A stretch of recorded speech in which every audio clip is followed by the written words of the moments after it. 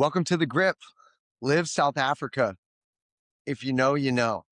If you had your TV on watching golf this week and you were watching the Valspar on one side and Live South Africa on the other side, which you didn't have to do, by the way, because they were on at two very different times, you would see two very different golf products and exactly what Scott O'Neill, Bryson DeChambeau, and what the Live teams have been saying. It's different. We don't actually need LIV and the PGA to partner over anything, just maybe not to be so negative to each other, because LIV is an entertainment event that is truly growing the game in markets all over the world. And golf isn't just for the United States. I think in the United States, we have like 50 million golfers, and then the rest of the world has like 60 or 70 million. But that doesn't include the people who watch golf. Think about it. Bryson said something pretty intelligent, and he struggles with his words sometimes, and I'm a big fan. But he said, think about all the people that watch NFL football, millions and millions and millions. But think about how many people play football. Was it like 1,200 in the NFL, something like that? Right? So how do you get golf to not just be, oh, how many people are playing golf versus watching it? How do you make a golf product so that millions and millions and millions of people want to attend it and watch it? You make it entertaining. You have concerts, you play music, you create teams, you add bright colors and smoke and lights, and you make it an exciting product. And South Africa proved this week that LIV knows how to deliver a live golf event, much like in Adelaide, much like in Hong Kong, much like in Doral last year. And hopefully we see it in London, we see it in Mexico, and then who knows? The guys were talking about South America, which makes so much sense because golf is starved in many parts of the world. But let's talk about what went on the course in South Africa. Bryson DeChambeau wins. And if you don't think team golf is important for the LIV guys, you didn't follow the tournament. You just watched a Facebook highlight. He was crying and emotional. In his initial interview, he deflected from that and said it was something in his personal life. But if you watched him later on with the team interview, he digressed into the weight of the weekend and something that a South African kid said to him walking to the 18th tee really hit him emotionally. And it reminded him of his dad. And then, of course, the energy and the passion he put into playing golf this week, ultimately to win LIV South Africa. It showed out on the 18th hole when he embraced his teammates, the hug he gave John Rahm, the tears coming down his eyes, not being afraid, not being this tough macho guy. You know, you're not going to see that from many players in the world of golf or any sport. So hats off to Bryson DeChambeau and of course John Rahm for being a formidable opponent. I was talking to somebody that's like, oh, they only have Rahm and DeChambeau. That's like saying the PGA Tour only has Scotty Scheffler and Rory McIlroy. So LIV South Africa showed that for now the second time in a very short year that LIV is here to stay, that LIV is delivering a product that is so different. It's not birds chirping and being quiet on the here's so-and-so on the 15th tee looking to me. No, it's backhand bag. You know, there's music cranking, the smoke, fans cheering. You had guys dressed as hippo, guys dressed as stuff, girls dressed as stuff. I don't even know what it was. But the country of South Africa, the chaos was lekker, right? If you watched, those are two words you learned this weekend. The vibe was nice. How about the Southern Guards being lifted up by their country? If you watched any interviews or the local news coverage, you would see that it transcended race. It transcended the sport of golf, whether you were from a poor township or from a rich suburb of Johannesburg or Table Mountain or Cape Town. Everybody was watching and following and rooting for the Southern Guards, Louis Oosthuizen and Brandon Grace and Charles Schwartzel and Burmese, right? Dean Burmeister, every single hole, he's taking a bow, raising his hands, and you can just tell how electric the vibe was. Ultimately, they would lose on the last hole. Gracie needed to make I don't know how long that putt was. What was it, like 30, 40 feet uphill, the pouring rain? He had to make that to go into a playoff, which would have been even more dramatic. Do you imagine Bryson and Rahm in an individual playoff for the LIV South Africa winner? And then the Crushers versus Southern Guards in front of that crowd, singing the national anthem, chanting, singing. They were singing at one time on like Friday. Thousands and thousands of people were like, "Oh, Bryson DeChambeau." Oh, it was electric. It was unbelievable. And just, I'm getting it through a TV, and it reminded me of Anthony Kim in Adelaide. So Live is delivering the product, they're delivering the emotion, they're creating experiences that just transcend a sport. And that is crazy. Is it going to work in every market? No. Are we going to have sheiks in Saudi Arabia in the desert singing the national anthem as they have a player being represented on the course? Probably not, right? That's a handshake, an oil grab, and a tourism investment. But other parts of the world, it's evident that the Live product is working. I watched somebody on the Golf Channel talk about that they're competing with the DP World Tour. They're not. Scott O'Neill said it himself. They want to partner with the Sunshine Tour and the DP World Tour, particularly in South Africa. They want to offer opportunities to some of their players and partner up on events. And then, of course, the Asian Tour. So the only tour in the world that is creating a self-inflicted wound and missing the growth of the sport is the PGA. And yes, they will get millions of viewers. Of old people's TVs will be on by the millions watching the Sunday at whatever tournament that's not a major, the Valspar that happened this weekend. But it's just not the same as the young crowd, the energy, the excitement of the fans in South Africa. I'm like super fired up to be a Live fan once again. I'm super fired up to be a fan and a player of golf. As an assistant professional, I was talking to some of the guys at my club. They had no idea what was going on in South Africa. They're older guys. They're every single one of them would say the same thing. They're like, "Oh, Live." They wear shorts and there's music. That's nothing. Live does so much more than that. And you're just kind of missed out on the emotion and the vibrancy and the excitement of watching what happened at a Live tournament. So I'm putting South Africa up there with Adelaide, better in some senses. Anthony Kim winning in Adelaide was like one of the greatest sports comebacks of all time.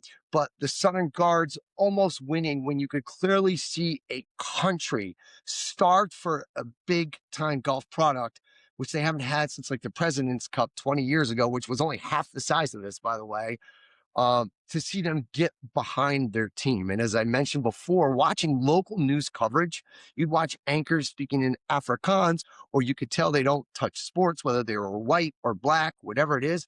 They were all rooting for the Southern Guards and talking about it. And it was just really cool to see. Now let's talk about growing the game. This South Africa is so much more than what was just on the golf course. If you want a full golf analysis, go to the Golf Channel. I'm here to talk about the stuff that transcends golf, the emotion of the sport and what it could be and how it can have an impact on little kids, older people, people of all races and color and economic status. Live went into South Africa. They gave access to poor kids, kids of color that were from bad, like just neighborhoods. And they got to learn about golf and play golf for 6 or 7 months every week leading up to the event. And of course, they got to attend the event. And if you could see the eyeballs on some of these kids, it would make you cry when they saw Bryson DeChambeau. And there was just one clip I watched. This little kid is, you could tell he was of a sadder station in life, just a poor little kid of color, and his eyes popped out of his head seeing Bryson, and his voice cracked, and he was so excited. And you could see the emotion on Bryson DeChambeau. And that's the kind of stuff that happened for 4 days. The first day in South Africa was like a Sunday at Augusta in some sense. So they left an impact. So these kids that learned the game, got to experience the event, will now have clubs and bags. And until South Africa, which was already announced again for a multi-year deal, next year, it doesn't go away, right? The Live train gets up and goes on to a break until after the Masters. But every week they left behind the budget, a model and people to help train these kids that don't get opportunities in life, the game of golf and all the values and etiquette it teaches you. And who knows what's going to do for those kids, what is the situations it will put them in on the golf course that could ultimately help them get out of situations they're in off the golf course. And that is amazing. It's why I'm so passionate talking about LIV. I try to tell people, I'm like, I'm trying to cover LIV in a positive way. And each week I'm getting sucked in deeper and deeper to the excitement that it offers. I was texting my dad. He's like, "Are you watching the golf?" Because Brant Snedeker was doing pretty good at the Valspar. Matty Fitz was doing great too. But I was like, yes, but it's hard to watch after I was just on an emotional roller coaster, standing up, watching this morning with my coffee in my hand, the golf in South Africa. I just couldn't do it. It's really hard. And it's why LIV fans know that they like LIV and the majors. And not because they're anti PGA, because nothing delivers that excitement. I don't know if it's the teams or the brands or the music or the vibe or the colors or the way the event's broadcast, whatever it is, nothing is offering the excitement on the PGA Tour. The Amex isn't, the Valspar's not, the Travelers isn't gonna, nothing is. Great golf. I love great golf. I love watching the swings. But as an entertainment product that you want to commit hours of your days to watching, no. And LIV works because it's only 4 hours of golf. You don't have to watch from 6 in the morning to 8 at night to watch every player go off the tee. No, it's a shotgun start. It's a limited field. It's an entertainment product that has world-class golf. So Bryson wins. Rahm comes in second. Dietrich comes in third. I think Thomas Dietrich needed to come in second to get enough OWGR points to qualify for the Masters. And I think he just missed out by a couple of strokes, which is a bummer. These master invites should have went out to more people. They should not sleep or ignore on the LIV players. So we had the Crushers at the top emotionally beating the Southern Guards. And I think they actually felt bad about it. I watched Paul Casey in an interview after, and, they felt bad the Southern Guards didn't win, but they're athletes. And that goes to show it doesn't matter how much money you pay these guys, they want to win at all costs. So AK, who else? Let's do a couple of notables. DJ played good. Phil showed up. He hadn't played in so long. He went out and shot a 76 on the first day. That ultimately you can't win the tournament on the first day, but you certainly can lose it.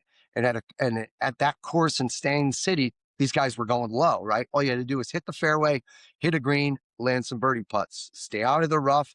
The Kikuya was obviously as tough as they described it to hit, but with the wide fairways, a lot of them went low. Phil shoots a 76 when you needed to shoot a 66.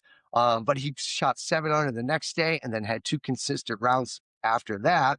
AK was DFL. He hasn't been playing good since Adelaide. We're still room for AK. We know he's got more in him. I know he's on safari right now if he follows social media. So I think his little girl seeing an elephant or a lion or a giraffe in the wild is going to be way more exciting than watching her dad win on the golf course. And for him to see her face is going to be way more exciting than him hitting a putt to win.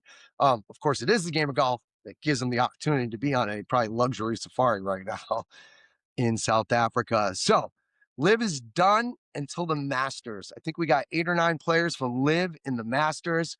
I think you can't sleep on Bryson DeChambeau as one of the favorites for the Masters. Same with Rahm.